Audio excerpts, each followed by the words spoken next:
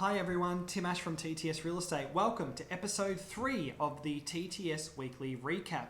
This is a short video where I run through the top questions that are asked of me from a real estate point of view on a weekly basis, and I really hope you're getting a lot out of the episode so far. Let's jump straight into it. One of the questions that get asked of me very often is, should I buy a brand new property? Should I buy an established property? And whilst this video isn't to give you advice on which way to go, what I'm going to do is I'm going to talk about the benefits of buying brand new, otherwise known as off the plan, the considerations for buying off the plan, the benefits of buying established, and the considerations of buying established. There's a lot of other factors that come into it, whether it's property type, whether it's location, whether you're looking to live in it, whether you're looking for an investment. That type of video will take a few hours. I'm certainly not going to take up that much time. I'm just going to run through the advantages and disadvantages. So here we go. We'll start off with buying brand new off the plan. The advantages. In summary, there's a lot of tax advantages that I'll run through right now. So one of the great things about buying a brand new property is you get what's known as maximum depreciation on the property. What does that mean? It means that you get to depreciate the assets and fixtures and fittings of the property over a 5-year period, ideally, and you'll be able to get some tax concessions on your tax bill. That will depend on your income and your circumstances, but it can be on average about for the first year about 15,000, then the second year it drops to about 12, then it'll drop to about 11 in terms of the depreciation of the property. And that obviously means a nice juicy tax saving for you because it's been negatively geared and that type of thing. So that's one of the benefits. Another benefit for buying off the plan is stamp duty concessions. First home buyers, they get a concession on established properties as well, up to a certain price. If you're not a first home buyer and you are looking to purchase to live in a property, you, depending on what stage during the construction you signed the contract, you can be eligible for stamp duty concessions. To give you an idea, if you were to pay full stamp duty on a purchase price of $500,000, you would pay about $18,000 to $20,000 in stamp duty. So that can be a significant saving. Obviously, as the price scales up, so does the stamp duty. So there can be some significant savings in that. What I'll do is I'll put a link in the video to the State Revenue Office's website, and they'll be able to run through the examples and how much you would be entitled to, and they've got a calculator and that type of thing. The saving is significant enough for it to be an incentive. That's the one thing I'll say. You could be saving tens of thousands of dollars.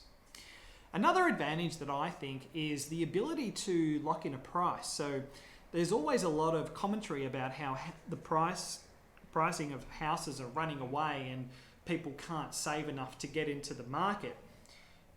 Let's say you're looking at a property off the plan and it's going to be ready in 18 months' time. You can actually lock in that price. So you can sign a contract at that price, and that price is locked in until such stage that the property is ready to settle, and then you settle on the price that you signed the contract for. So that's a really great way of ensuring that the market doesn't run away with you. Let's say you're buying an apartment off the plan, you lock in that price, and you've then got another 18 months to continue to save, so you're in a position to settle at that particular point in time. That's a really great way of doing it, and it's actually how I got into the market as well. A few years back, I found the market kept running away from me. I locked in an apartment from an off the plan point of view. I saved like a madman for about 15 months and was in a position to settle it. So, it's a really great way for first home buyers to be able to get in.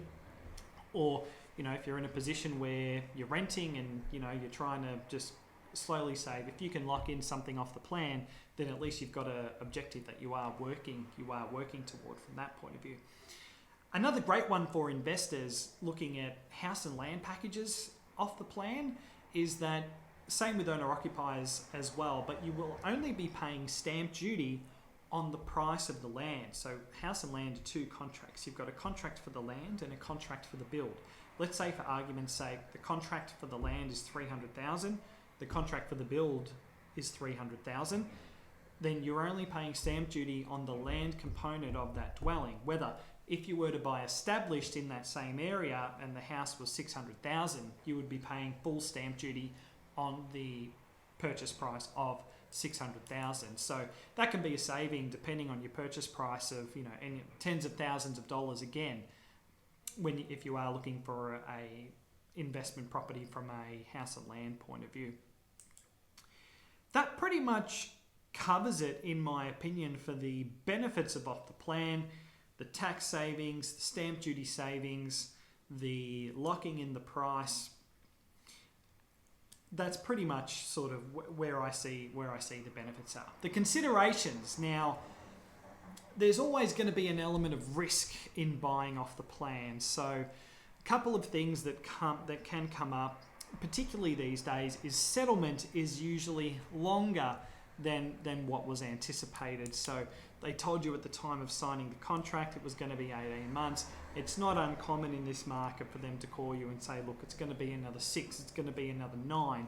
Now, you've locked in that price, but you might be in a position where, you're waiting to sell your property, or, you're renting, you just want to get out of the rental market, that type of thing. So, that's sort of a consideration. It's something that's happening quite frequently at the moment, so factor that in. Another consideration is that, do your research with who you're signing a contract with. If a deal seems too good to be true, it usually is. There's usually a reason for that. What do I mean by that? What's been happening in the news a little bit of late, we have seen a few builders go into liquidation. We have seen some developers shut their doors. One thing you don't want to be is in a position where you've signed a contract, you've paid a 5 or 10% deposit, and a few months later you hear that the developer's gone into liquidation. Now, whilst your money will be in trust, it's messy. You think you're getting a property, you're all excited, and then it doesn't fall through, doesn't go through. I would stick to the blue chips. Stick to your blue chips in terms of your developers and your builders. If you're going to stray from the blue chips, go somewhere where it's not as dense. So if you know of a local builder or developer, they do a great job. They've got 4 on the block. They might need 2 pre-sales before they get finance for construction. The odds of that not happening is pretty small. Also, see if construction has already started. You can ask some qualifying questions to the sales agents, such as how many pre-sales do they need? Does the developer have finance? Are they ready to go? Has a builder been appointed? Because usually what will happen is a developer will tender out the build, and if they're serious, then they would be at least having a builder appointed in order to do the construction. Again, the next consideration does come back to your research. So quality of the build can sometimes be not to standard. Couple of properties that we manage, I know this will resonate with some of you, where we've had to really do some leak detection, particularly for the apartments, where the movement might be a little bit more than what it should be. These are things to factor in. But again, if you do your research, you'll be in a pretty good position. The other consideration for buying off the plan is sometimes there is a bit of a premium attached to buying off the plan. There's a classic example where there's an established development, 2 bedrooms are selling for $550, and then there's a development across the road, and their 2 bedrooms are starting at $670.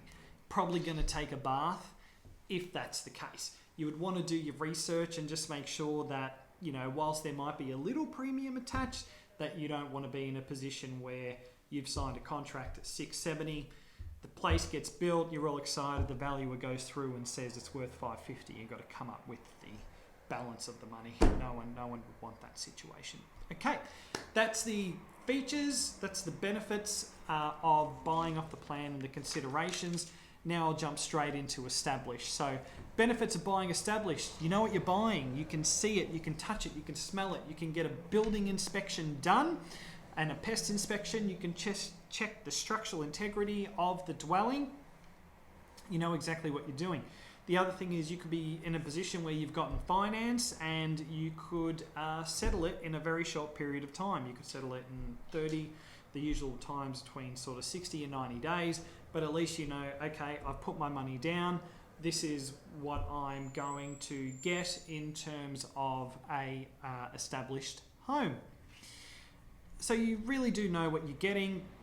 And you know exactly what you're buying. The considerations for off the plan, obviously, there's no real tax advantage for buying established, I should say. So, you know, there's no stamp duty concessions for buying established. The other thing where I've seen people get caught out is, you know, in buying established apartments, whilst the individual apartment itself is fine, sometimes the structure of the building can be a little bit compromised. This has been a pretty common trend with the flammable cladding, where there's been some serious levies being raised to remove it. There's also could be structural issues where you know, there might be some major renovations that need to be done in the common areas of the property, of the building itself. So, you know, that's something else to look out for. Obviously limited depreciation. So, you know, if you're buying a property that's 9 years old, you're going to rent it out. There aren't really too many tax advantages for that. That pretty much sums up the video. Thank you so much for watching. I really hope you've enjoyed this episode. I'll be coming back to you next week. See you guys then. Thank you very much.